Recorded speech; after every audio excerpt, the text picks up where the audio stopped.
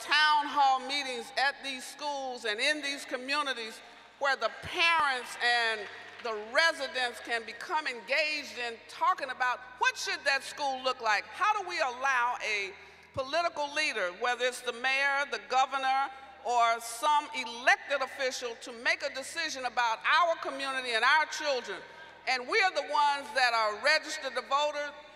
We are the ones that pay the taxes in these communities. Why are they picking Inglewood to put a Whole Foods? Why is Inglewood being selected for a flyover? Is it just because they want to reinvest in African Americans? I submit to you it's gentrification, perhaps. And so we must be aware of the moves to take control of the land. You don't give up land without a fight. And so I'm suggesting to the parents, to the citizens of Inglewood, don't take this sitting down. Don't talk to the television.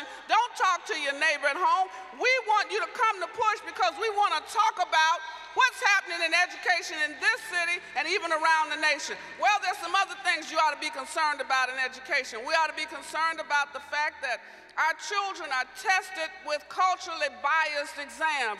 They are in classrooms where the curriculum is not sensitive to the cultural nuances. We are now becoming a minority community, so people need to know about my culture. People need to understand the differences in the Asian culture, the Latino culture, the African American culture. We need to be tested based on who we are, not who you thought we were some years ago. I don't want to get a slave test that tests me out of high school, tests me out of college opportunities. I want a school that prepares me not for the yesterday, but for the future. I want a school that teaches science, technology, engineering, and math, and art, and music. I want a school that prepares me to work in this new economy, this new technological society. So if you want to be a part of fighting to change education and make high-quality public education available to every child, you need to be a part of the Push Excel movement to change. Call us right now, 773-256-2775. Parents, you can't just drop your child off in school and meet the child's teacher. You must become engaged in the policies that affect your children, because pretty soon the school will be so far away you won't be able to drop them off. They'll be riding 2 and 3 hours a day just to get to school, like we used to do in the country when we had to go way away to the county schoolhouse. We must fight for neighborhood engagement, neighborhood education, and high-quality education. So we're saying we want to meet with teachers, we want to meet with parents, and we want to meet with the political leaders who are making decisions about the schools where we live. That's why we want you to register and vote. Whether you're in Chicago, whether you're in New York, whether you're in Atlanta, whether you're in California, you must be the part of the change. We must fight for our children. There's some other things that are happening. They're closing schools, but they're not providing with the kind of education that every child needs. You can't have a school that has eliminated exercise in its curriculum or reduced it down to once a week. Our children need exercise every day. You cannot have a school that has a social worker once a week when our children are living in communities of violence. They're involved with post-traumatic stress, and they're not being treated. They're not being helped, and then they're labeled as special ed. They're not special ed. The community is special ed. We need help in our schools. We need our children treated properly. They need healthy diets 6 and 7 days a week. Well, if you want to be a part of the change, you want to be the change you can believe in, you need to join PUSH today. Don't wait till tomorrow. Don't wait until your child gets put out of school and call me. Suburban school districts, they're firing black superintendents in a majority black district. They don't want black leadership to make decisions about how the money is going to be cut up, who will be providing the procurement goods and services to our schools. We can't just eat food from other people. We ought to be supplying the food in our schools. HBCUs, we expect you to buy from us. HBCUs, we expect you to use black vendors, black contractors. That's why we want to be engaged and involved. So if you want to get engaged, you want to get involved, and you want to fight for your children, fight for opportunity, join PUSH today, 773-256-2775. Well, I'm not the keynote speaker. And so I know Jonathan's going to come back with even more. The Push Excel program continues to lift children. We're teaching robotics, we're teaching oratorical, we're teaching financial literacy. Well, what we're teaching ought to be a part of a regular curriculum every day. Our children need to know how to do more than rap, do more than just hang out. Oh, thinking of rap, I do want to thank Chance the Rapper. His real name is Chancellor. I want to thank him for making sure that some of our children were able to see an outstanding movie called Marshall about one of the greatest legal scholars in this nation, Thurgood Marshall. If you haven't seen it, you should see it. And now I want to present to you a young man who is one of our outstanding scholars. He's in 4th grade. His name is James Hall. He's attending the Children of Peace school. He is going to recite a poem for you and I, and following him, we will hear from our national spokesperson, none other than Jonathan Luther Jackson, after a musical selection.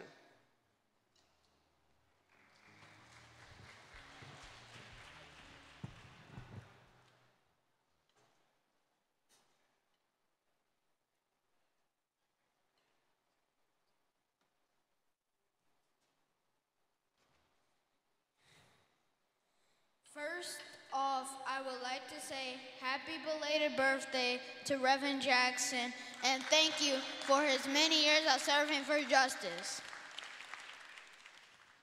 One day, when the glory comes, it will be ours. It will be ours. One day, when the war is won, we will be sure. We will be sure. Oh, glory. Hands to the heavens, no man, no weapon. Formed against, yes, glory is destined. Every day, women and men become legends. Sins that go against our skin become blessings. The movement is the rhythm to us. Freedom is like religion to us. Justice is juxtaposition in us. Justice for all just ain't specific enough. One son died, his spirit is revisiting in us. True and living in us, resistance is us. That's why Rosa, she sat on the bus. That's why we walk through Ferguson with our hands up. When it go down, we say, woman and man up. Shots, we on the ground, the camera panned up. King pointed to the mountaintop, and we ran up. Now the war is not over. Victory isn't won. And we'll fight on to the finish. And once it's all done, we'll cry glory, we'll cry oh glory. People keep on yearning, yeah. Soldiers keep on walking, yeah. Well, keep on turning, 'cause it won't be too long, no.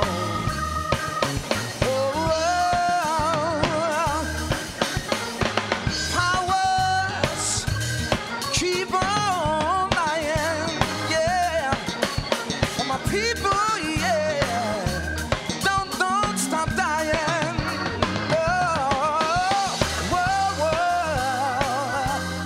Keep on turning, yeah. It won't be too long, no, no. Oh, yeah. Oh, I'm so glad that you let me try it again. Last time on earth, I let the whole world sing, y'all. So glad that I know more than I knew then. Gonna keep on trying till I reach my higher ground, yeah. Higher ground, yeah. Oh,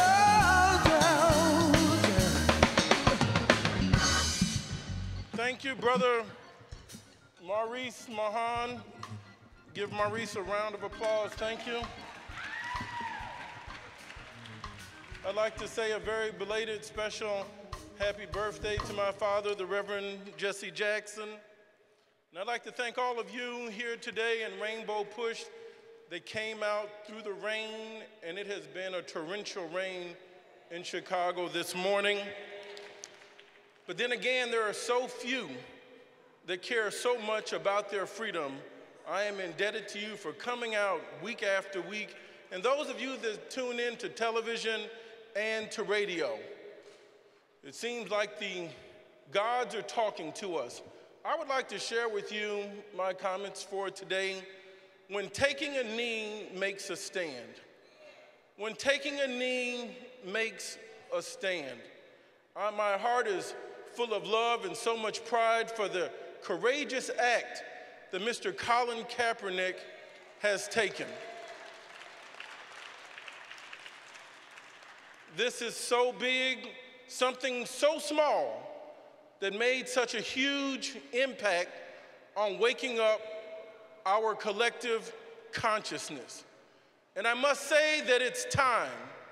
The scriptures teach us that there is a time and a season for everything. And I want you to think about what season and what time is it for you. When are you gonna wake up and join a cause? What I am concerned about as this movement continues to grow, this movement of defiance, this movement of full manhood and full womanhood and full personhood, a movement of somebodiness, we must make sure that it is defined, where the goals are clear, where we have objectives, where we can know what we get when we win. It's one thing to be against something, and it's totally different to stand for something.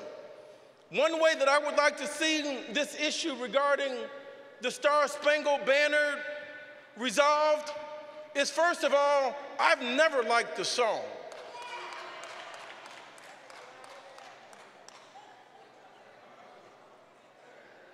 When I was in 8th grade, we had to listen to all of the national anthems from around the world.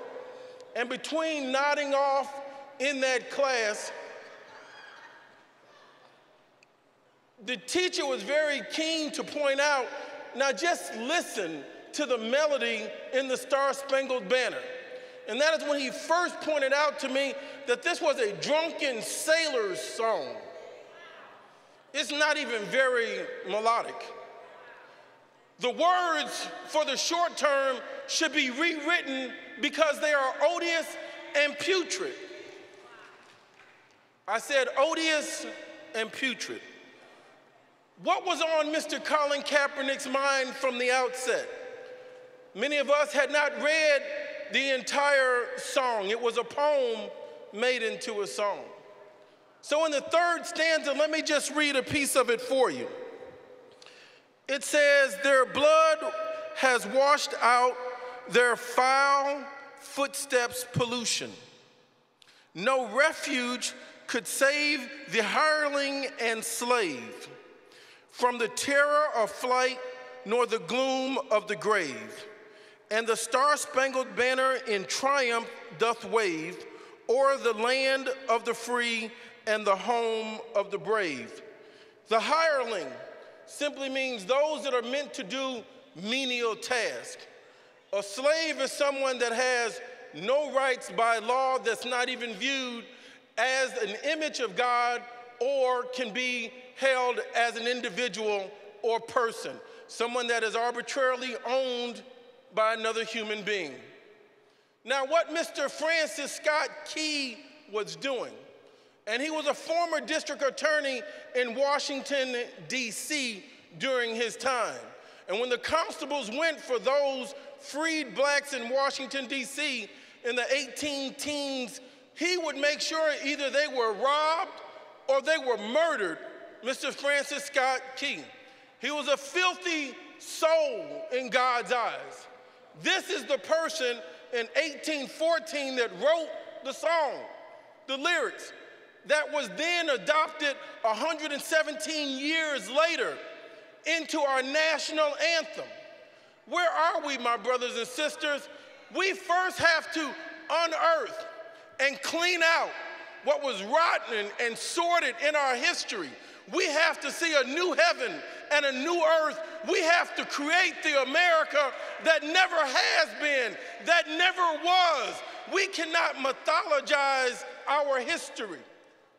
So then when he says an heirling and a slave, what had happened, and you've heard of the Patriots.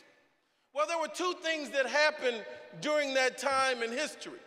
There were the Patriots, my brothers and sisters, and there were the Loyalists. The Patriots were the ones that were fighting on behalf of America and pro-slavery. The British were decolonializing and were getting out of slavery. They had issued the manumission. After 1776, it was the Somerset case. I've got to give you the foundation so you know the truth. You know the song, Papa was a rolling stone. Wherever he laid his hat was his home. You don't only know one side of the story. Dad may have a story about mom also. Don't close the book on the whole history, because the scriptures teach us to love who, Reverend? Honor thy mother and thy father. The children should stay out of it until you know the whole history. And then it still ain't your business. Now back to my point. 1776, you've heard the story of no taxation without representation. We wanted to have freedom so we could have democracy. One of the greatest lies ever told in American history. After the Somerset case came down, a British case in 1774, there was a young man named Somerset who was an aide to one of the ship owners and slave builders and slave traders. In turn, they were commuting, taking him back and forth to London, where he could see other freed blacks. The people in the British government encouraged U.S. slave merchants, don't bring your slaves over here to interact with those that are freed African people. Something happens. Their attitude changes. When they see people that look just like them standing up and have rights, they don't go back the same way that they came. So his master was so incensed with young Somerset, he decided to ship him away and send him back down to Jamaica to give him a good whipping and a beating, because he knew how to correct the behavior he did not like. The good people in Britain went over in the Abolitionist Society and captured Mr. Somerset and gave him habeas corpus, standing before the law, before the British government. It was a contentious fight, and Mr. Somerset prevailed. So therefore, there was a writ that the British government put out that they were going to abolish slavery all in their colonies. The American government, the American slave owners said, wait a minute, you made so much money in the 1400s and the 1500s and the 1600s, coming out of the parts of Europe, going down the coastline, stealing, raping, and robbing, taking sugar into the Caribbean islands, going into Brazil, and creating the largest group of Africans outside of the continent of Africa so they could do mining for you, and then bringing them up to do the agriculture in the Americas on the North Shore. They said, we don't want to give up our slaves, our free labor, our wealth production. It's simple. And so the Americans revolted and said, no, you can do what you want to do, but it's now our turn to get rich off of exploitation, raping, and pillaging. This was the foundation of the Somerset case. Now, as history was rewritten and glamorized and had excluded us, it came out with a nice story that we just wanted to have a tea party. Now let's go forward. That's 1776. Now they're still fighting in 1812. And by 1814, when the British had told the American citizens, the U.S. Africans that had been enslaved, if you join us in fighting against those persons that call themselves patriots, You will be part of the British loyalists. You will be part of our colonial marine troops. And in turn, you will be trained, you can fight, and you can even come back to Britain and have your freedom. So, when they went into Washington, D.C., you've seen the pictures of the White House on fire. Those were the African troops that had been granted the colonial designation of being soldiers. They whipped Francis Scott Key and his allies in Washington. Mr. Keyes was so incensed, then in turn when he wrote these lyrics of, "There is no place where a hireling and a slave can find refuge." He wanted to kill every black that had a gun. Why do I share that with you? Because this was 1814, my brothers and sisters. As we go forward, and Mr. Colin Kaepernick raised our consciousness, these are putrid lyrics by a racist man in American history. He has every right to take a knee, and he's making a stand for us all. Let's go forward. In 1917, we can see the United States Immigration Act. Follow me. 100 years later, in 2017, just look back to 1917. They wanted to have poll taxes, literally tests, exclusion of persons they deemed to be undesirables. They started excluding Asians from coming to America. 1917. Come to 2017, we start seeing that those that are coming from Southeast Asia are now being discriminated against by the Department of Homeland Security, and those that are seeking visas whose parents are Indian and Asian descent. 100 years afterwards, now we're talking about building the wall in Mexico. That was from the spirit of 1917. Same thing. We're talking about from 1917 to 2017, excluding and kicking out people from Liberia, Haiti, turning your back on Puerto Rico. In the arc of history, 100 years later, it's very consistent. Don't take Mr. Trump lightly. Don't dismiss him as a fool. He is cagey and canny. But when you ring the bell of a 100-year song,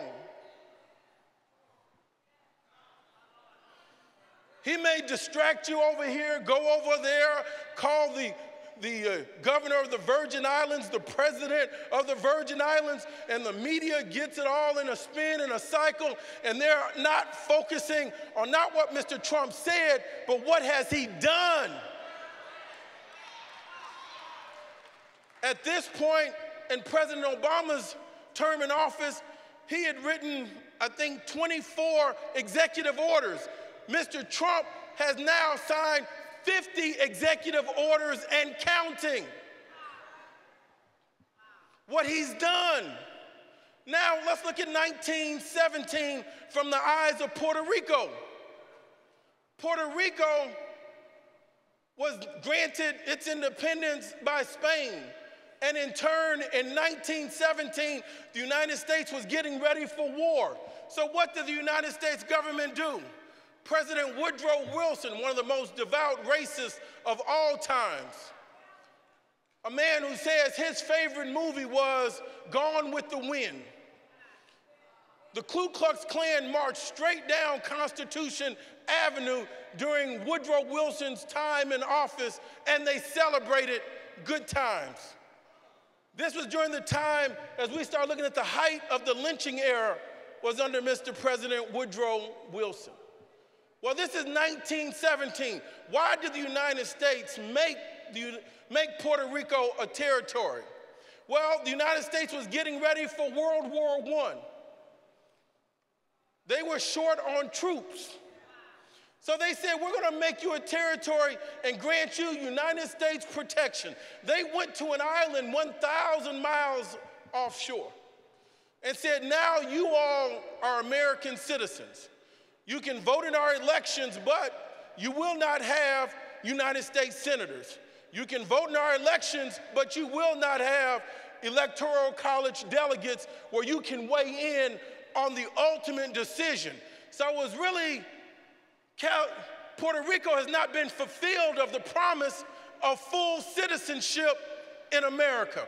One reason Mr. Trump has turned his back on Puerto Rico is they haven't voted for him and they don't have the full weight of the democracy behind them.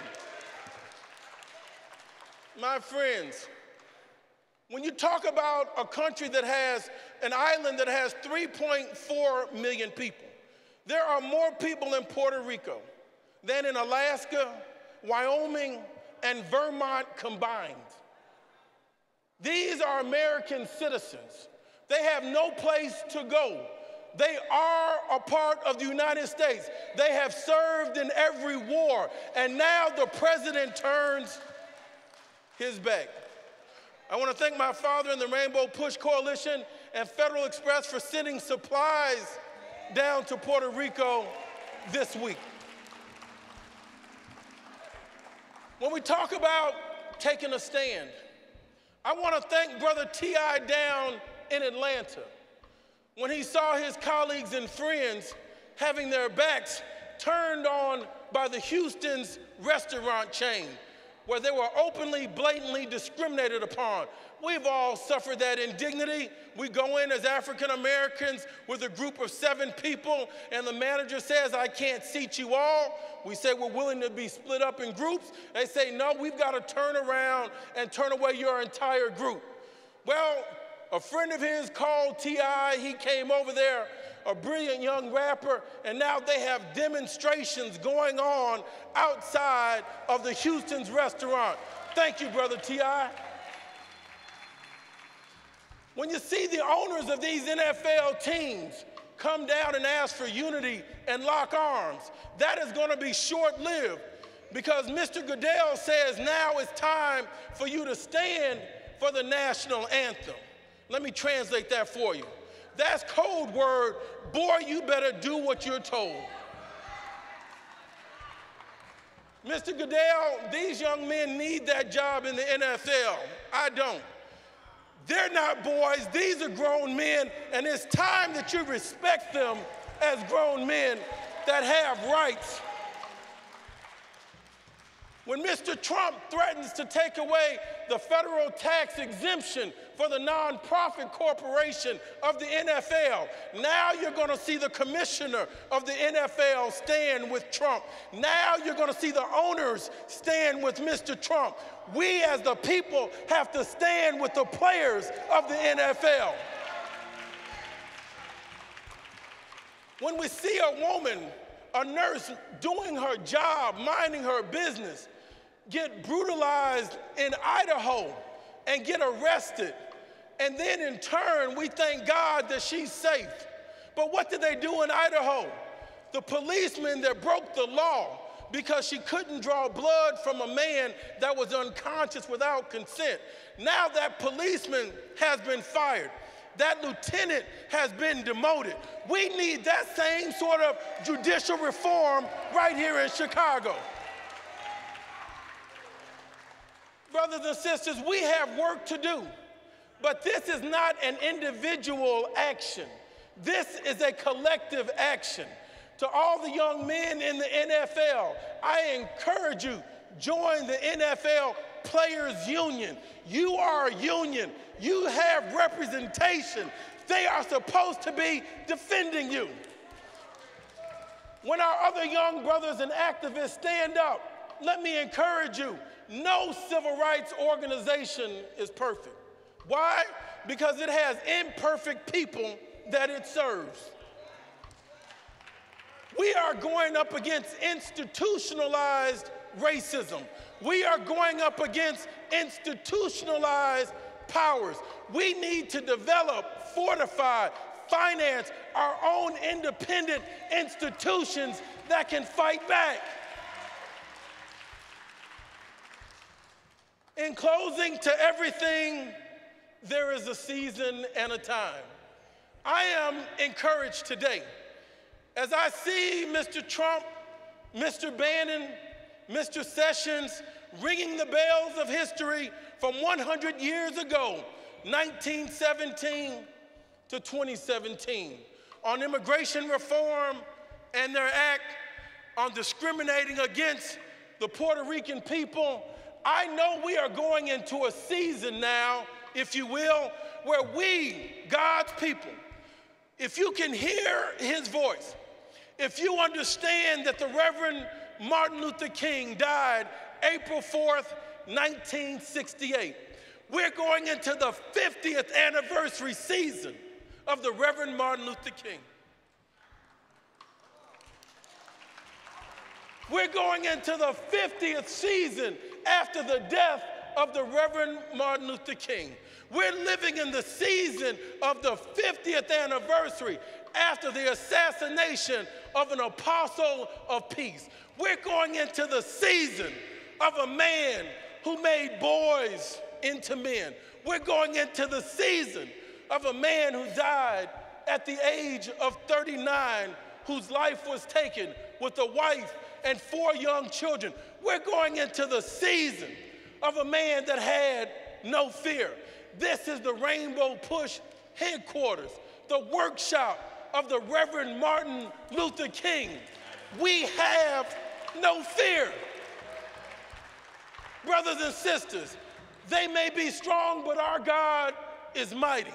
We can fight these foes. We can't do it individually. We have to do it collectively. I'm encouraging you, keep on coming out. Let's bring our children out. Our children are graduating with degrees, and they have knowledge. And now we see the doors of industry are closing on them. We are afraid to let our children go out, not because of just the thugs, but because of the police that are pledged to serve them. Ladies and gentlemen, I'm not afraid.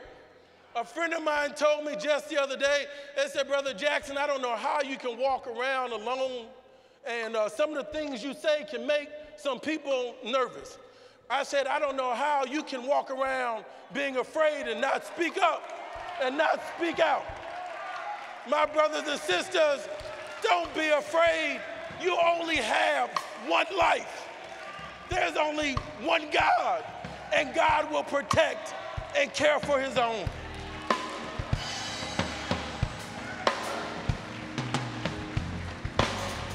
Some say my future not that bright. Oh, some say I'm useless, unholy, not living right. But the beginning of the day, I look in the mirror and say, I am somebody. Oh, well, I believe the future's in my hand. I tell every girl, boy, woman, or man, if I could think it, I can't believe it. Create it and achieve it. So I am somebody.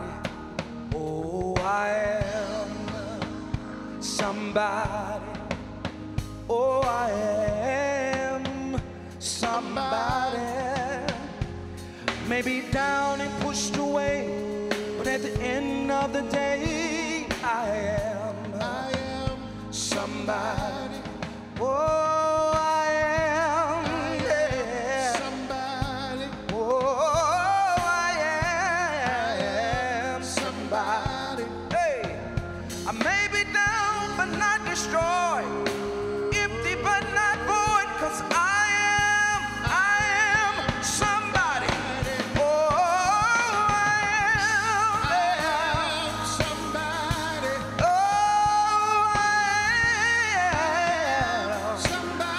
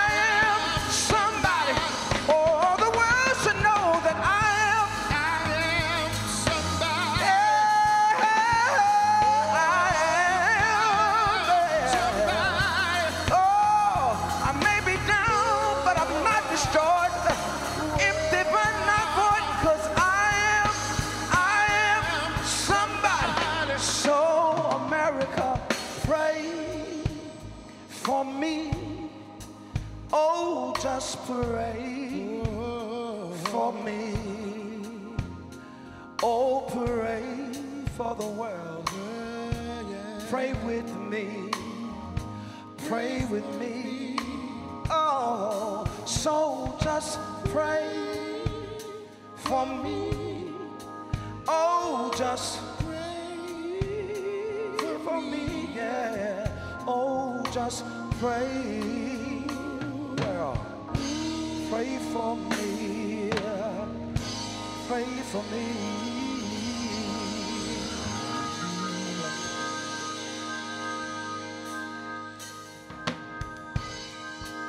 Somebody give Jonathan Jackson a round of applause for a powerful message.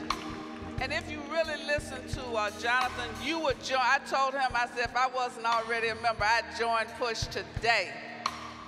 I would take out my membership right now. Those of you who are watching, go to rainbowpush.org. Rainbowpush.org, you can hit donate, you can join right now wherever you are. If you are listening and watching us, you can call us 773-256-2775. We want 100,000 new members by the end of this year. Membership is how we stay afloat. Membership is what keeps us going and serving, whether it's in Puerto Rico, whether it's in Houston, whether it's on the streets of Chicago, whether it's in Atlanta, whether it's opening up Silicon Valley, whether it is hitting the financial services on Wall Street, whether it is in Los Angeles for the entertainment industry. We fight for opportunities. And so while Mayhan was singing I Am Somebody, he said, pray for me. And the next line is march with me, protest with me, struggle with me, fight with me for justice. Because we are somebody, and we want your children here so that they can know their history. Nowhere else will they have on a Saturday morning the kind of information, the kind of historical context that Jonathan just provided. You need to support this movement as we fight for change and try to make America what it ought to be, not what it used to be. And there is a move in this administration to take us back, and we're fighting to go forward by hope and not backward by fear. Those of you who are here, you can take your checkbooks out and make your contributions to Rainbow Push. Rainbow Push. Those who would give $100 or more, remember our founder and a delegation went to Puerto Rico on faith, not on a government grant, not flying on a government plane. We need your support, even now. Make your checks payable to Rainbow Push. It's not a sponsored trip, it is a faithful trip. Because we go where there is a need to support the need and bring light to dark places. Those of you who would give $100 or more, would you raise your hand? Those of you who would give $50 or more, raise your hand. Every contribution above $35 you will get a membership. Those of you who would take out a membership for someone who you know is not currently a member, membership is $35, $15 for seniors and students. Every child in your family should be a Push member. Every child in your family should be a Push member. Every adult in your family should be a Push member. Those of you who are here and you're faithful, make sure that you're a member and make sure that everybody you know in your family Push member. Everybody in your church ought to be a Push member. We thank Bishop Jerry Jones. He's pushing memberships at his church. We have the swipe. So if you don't want to write a check, if you don't have cash, we'll swipe you right now. One of our historic volunteers, W.L. Lillard, is in the house. Jonathan, that's W.L. He does yoga every week, every day. W.L. used to be black man shoving, black man moving. And now he's W.L. producing television. Those of you who have a contribution to give, won't you stand and come now? this way as Bayhan gives us some giving music, whatever that is. Won't you come on either aisle, down to the left or to my right, stand and come and make your gifts. And thank you for coming in the rain, in the storm. Just think about people in Puerto Rico, no clean water in many places, no electricity. And so we're blessed in spite of the storm.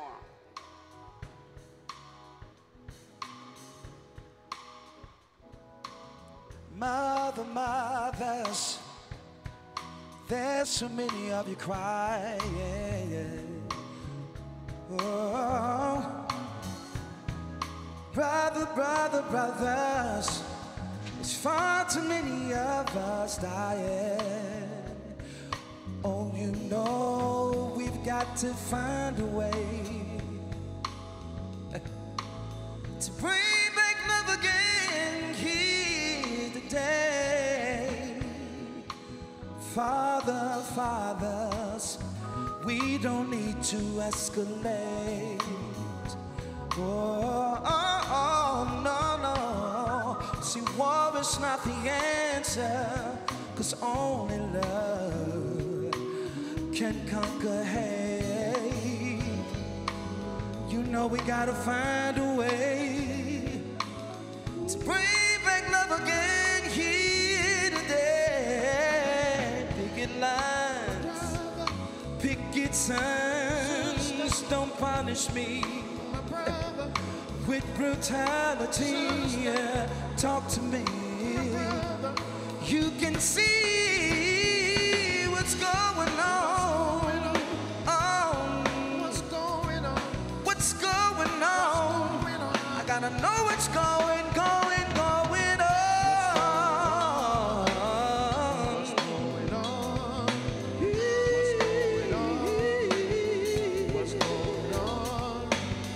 What's going on? Yeah. My brothers, what's going on? What's going on? Can we all stand, please, as we prepare to lead together?